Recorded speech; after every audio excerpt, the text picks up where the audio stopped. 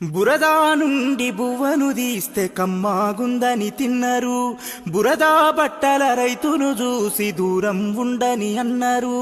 చెమటా చుక్కల సత్తువతోని పుడమి పురుడు పోసుకున్నది. కంటి పాపల కావలిలోనే పంట రాసి నెలకొన్నది. వందనాలు రైతన్నా నీకు వందనాలన్నా, నీ రెక్కాడకుంటే బుక్కెడు బువ్వే లేదన్నా. వందనాలు రైతన్నా నీకు వందనాలన్నా, నీ రెక్కాడకుంటే బుక్కెడు బువ్వే లేదన్నా.